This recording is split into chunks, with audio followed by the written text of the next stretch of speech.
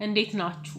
በድምፃዊ ዳጊና በተዋናይ ሳምሶን ቤቢ ፍቺ በኋላ ትናንት በማህበራዊ ሚዲያ አርቲስቶቹ በልጆቻቸውና በቤተሰቦቻቸው ፊት ለፊት ጭቅጭቅ ሲያደርጉ የሚያሳይ ቪዲዮ ተሰራጭቷል።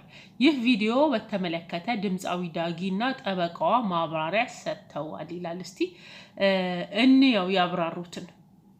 አሁን ከኔ ፍቃድና እውቅና ውጪ የወጣ ቪዲዮ አለ እየታየ ነው ተልኮልኛል ለኔምና እዛ ላይ በመጀመሪያ ህጉ ምን ይላል ለት በተለይም ደግሞ የልጆቹ ሞግዚት የሆነችው አርቲስት ዳግማዊ ሳትፈቅድ ፎቶ ቪዲዮ ያላግባብ የተለቀቀ መሆኑን ተረድቻለሁ። ይሄ ነገር ሁላችንም መረዳት ያለ ይሄን ቪዲዮ የቀረጸችው ዳጊ ናት። ስልኩ የዳጊ ነው። የቀረጸችውም ራሷ ዳጊ ናት። የለቀቀችው ግን ሞግዚቷ ናት። ያሳምናል። እሱን ለህግ አካል እንተዋለን። ግን በዚህ መሃል ምስኪኗ የቤት ሰራተኛ ሞግዚቷ ወንጀለኛ እንዳትሆን ነው ፍርሃቴ። ለማንኛውም የትናንትናውን ቪዲዮ እንደተመለከትነው ሳምሶን በቤታቸው በር ላይ ቆሞ ከሁለቱ ልጆቻቸው ጋር ሲነጋገር ነው የተመለከትነው።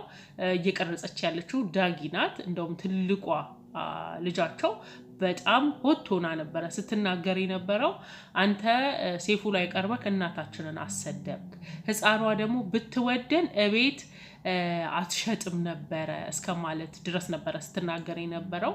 ይህንን የተመለከቱ በጣም ብዙ ሰዎች ደግሞ ዳጊን ጥፋተኛ አድርገዋታል። ምክንያቱም በባልና ሚስት ጸብ መሃል ልጆችን ማስገባት አልነበረባቸውም። ስለ ቤት ስለምናምን ካልነገረቻቸው እነዚህ ልጆች በምን ያውቃሉ? ለምሳሌ ትንሿ ናት ከወደድከን እቤት አትሸጥም ብላ ስትናገር የነበረውና እሷ መክራቸው ነው እንደዚህ አባታቸውን እንዲጋፈጡ። መጋፈጥ ብቻ አይደለም ቀርጻ እስከ መልቀቅ የደረሰችው እያሉ ሰዎች በጣም መነጋገሪያ አድርገዋታልና ይሄንንም ለመከላከል ይመስለኛል ጠበቃዋን ይዛ ቀርባ የለቀቀችው ሞግዚቷ ናት ያለኔ ፍቃድ ልትል የቻለችው ማለት ነው። ኦልሬዲ እየቀረጸች ያለችው እሷ ከሆነች የእሷን ስልክ ካስቀመጠችበት ይሄንን ቪዲዮ ልልቀቅ ብላ ትለቃለች የሚል ግምት የለንም። ለማንኛውም ያው በመሃል ቤት ልጅቷ ወንጀለኛ መሆኗ ያሳዝናል። ግን ዳጊ እውነት ራሱ ቢኖራት እውነቷን በገዛ እጇ ያለባበሰችው ነው የሚመስለኝ። አንድም ያው ካርናን ጋር በተያያዘ በዋሸችው፣ ሁለተኛ ነገር ደግሞ ይሄንን ቪዲዮ በመልቀቋ ማለት ነው።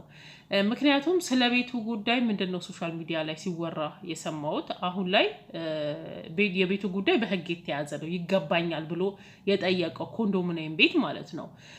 እንግዲህ ይሄ ኮንዶሚኒየም የግሏ ከጋብቻ በፊት ያፈራችው ንብረት እንደሆነ ያው ማንም የሚያውቀው ነው እየተባለ ነው። ምክንያቱም በ1997 እሷ ተመዝግባ ነበረ።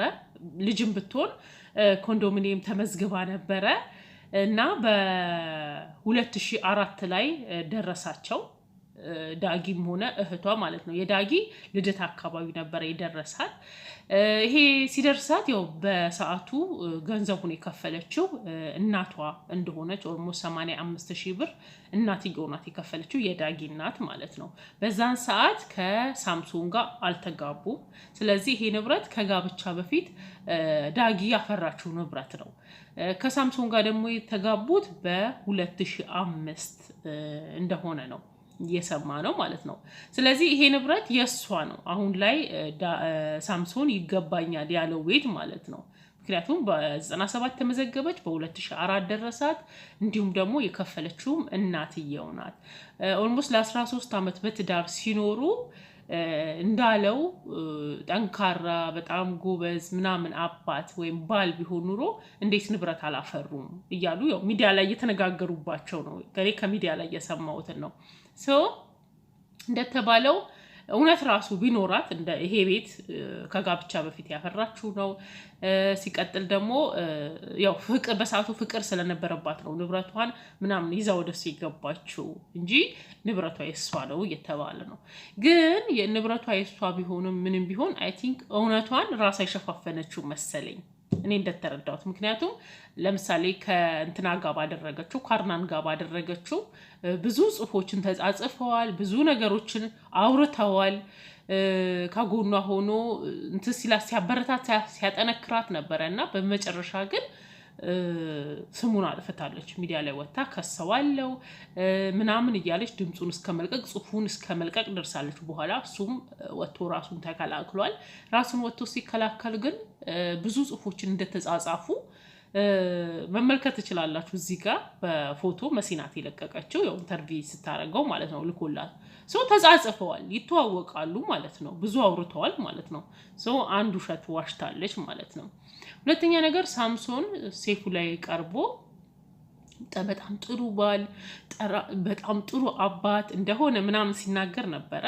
እሷም ወታ ራሷን መከላከል ትችላለች። በእርግጥ ስለሷ መጥፎ ነገር አልተናገረም። ላይክ ጥሩ ባል ነው። ማንኛውም ሰው ጥሩ ሚስት ነኝ፣ ጥሩ እናት ነኝ፣ ጥሩ እህት ነኝ፣ ጥሩ ጓደኛ ነኝ ማለት ይችላል። ሌላኛው ሰው ነው ጥሩ አይደለም ብሎ ማለት የሚችለው። ስለዚህ እሷ ደግሞ ጥሩ አይደለም ብላ አላለችም ወታ እና ይሄን ከማድረግ ይልቅ እንደተመለከት ነው ከልጆቹ ጋር ሲፋጠጥ ያለበትን ቪዲዮ ለቃለች። ይሄ ደግሞ አግባብ አይደለም። ብዙ ሰዎችም ሊቀበሏት ያልቻሉት በዚህ ነው። ምክንያቱም እንዴት ካልነገረቻቸው ልጆቹ በዚህ ደረጃ አባታቸው እንደዛ ዋጋ ከፍሎ አሳድጎ እሷ ሙዚቀኛ ናት ስታመሽ ምን ስትል ልጆቹን እንደ እናት ተንከባክቦ ያሳደገ አባትን እንዴት ነው እንደዚህ የሚያናግሩት? ምንም ቢሆን አባታቸው ነው። ኦኬ ያናግሩት፣ ግን ለምን ቀረጸች? ለምን ቀረጸች ብቻ አይደለም ለምን ለቀቀች ይመስለኛል። አሁን ላይ ለምን ለቀቀች ብለው ህዝቡ ላይክ እሷን ጥፋተኛ አድርገው እንትን ሲሏት፣ በሰይፉም ጥፋተኛ ሆናለች። እንደውም ልጅቷ ምንድን ነው የምትለው ስትናገር ስሙት። ቤቱን አሸጥክ? ለምን ቤቱን ላሸጥከው? ሴፉ ላይ ቀርቦ እናታቸውን እንዳሰደበ ስትናገር ነበር ልጅቷ፣ ህፃኗ ማለት ነው፣ የመጀመሪያ ልጃቸው። በሴፉ ጋርም ቀርቦ እሱ ራሱን ሲከላከል ህዝቡ እሷን ጥፋተኛ ስላደረጋት አሁን እሱ ጥፋተኛ ነው ለማለት ፈልጋ ነው። ግን ህዝቡ ደግሞ በተመሳሳይ መልኩ አሁንም ወደ እሷ ነው ነገሩን የገለበጠው። ለልጆቹ ለምን ተናገረች? ለምሳሌ ብዙ ሰዎች እንደውም ገኒን ወስደዋል። ገኒና ባሏ ያው ሁሉ ነገር ሚዲያ ላይ ነው እንትን ተካሰው የቀለብ አልቆርጥም ብሎ ምናምን እንዳለ ሚዲያ ላይ ወጥተው ነበር። መጨረሻ ላይ ግን ታረቁ። ልጆቹ ምንም ነገር ሲናገሩ ሰምተናቸው አናውቅም። አባታችን ክፉ ነው፣ አባታችን እንዲህ ነው ብለው አንድም ቀን ሲያወሩ አላየናቸው።